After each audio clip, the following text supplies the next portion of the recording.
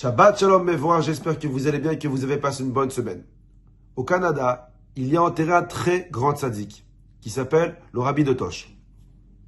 Il est très connu chez les Canadiens, malheureusement pas assez connu chez les Français.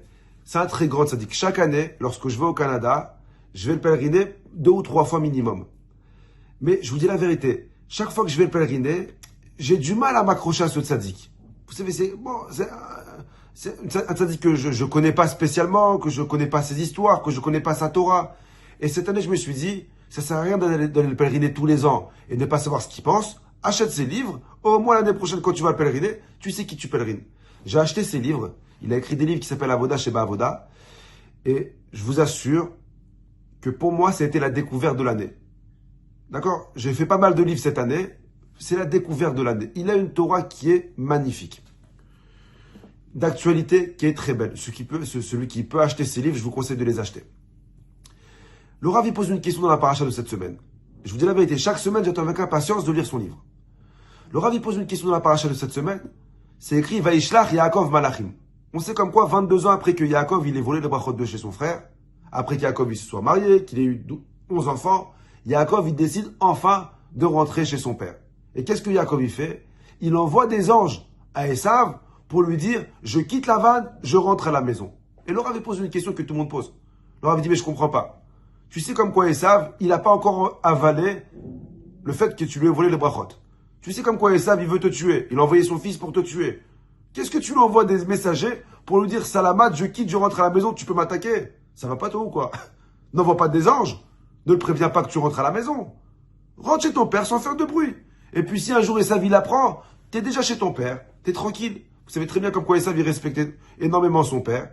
Et jamais il aurait touché Yaakov s'il était près de son père. Donc la question que le Rav posait est très simple. Pourquoi Yaakov, il réveille le chien qui est endormi en lui disant comme quoi il rentre à la maison? Rentre, ne lui dis pas. Le Rav dit qu'on pense que Esav c'est un rachat. On l'appelle Esav un rachat. Ça c'est vrai, en action c'était un rachat. Mais en potentiel, Esav, le Zohar Kadosh dit comme quoi il avait une neshama 1000 fois plus forte que celle de Yaakov.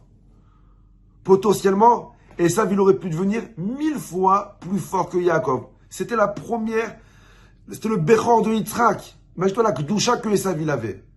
Non seulement comme quoi il avait une neshama 1000 fois plus forte que Yaakov, potentiellement, mais aussi il portait en lui des neshamot de très grands tzadikim. Rabbi Meir Bahannes, Rabbi Akiva, Shmaya, Aftalion.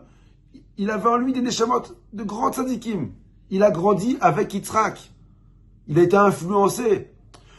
Il avait beaucoup de force en lui. Positive. Mais il faut savoir que Akadosh Baruch Hu, dans le monde qu'il a créé, Zélé ou Matzé.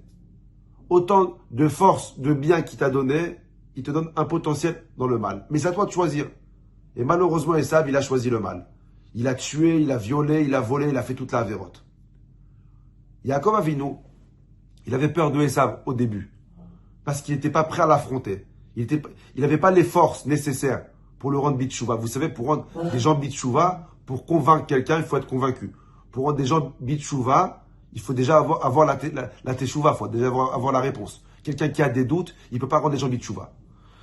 Yaakov, après 22 ans, qui s'est renforcé dans la Torah et les mitzvot, il se dit maintenant je peux rencontrer mon frère. Pourquoi il lui envoie des messages? Parce qu'il voulait que son frère, il fasse teshuva.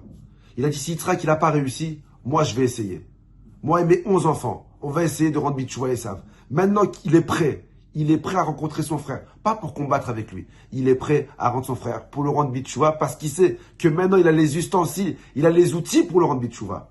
Donc il le prévient, pas pour l'énerver, mais pour le rencontrer et lui faire faire teshuva. Malheureusement, alors c'est pour ça qu'il envoie des malachim, pour que lui et les malachim, ils rentrent un peu de lumière dans le cœur de Esav. Malheureusement, malgré la rencontre avec son frère, malgré la rencontre avec les malachim, Esav ne veut pas faire teshuva.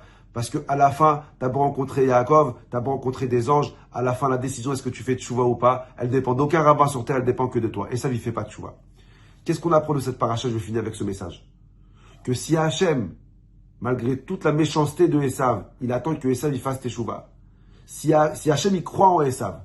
Si Yaakov, malgré toute la méchanceté de Esav, il croit en son frère, à plus forte raison, combien nous devons croire en nous-mêmes qu'on peut faire teshuva. Si Esav, il a pu faire teshuva, seulement il n'a pas voulu le faire par fainéantisme, tu peux faire teshuva, peu importe quelle avéra tu as fait.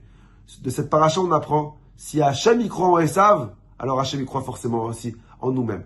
Bracha v'atzlacha la semaine prochaine.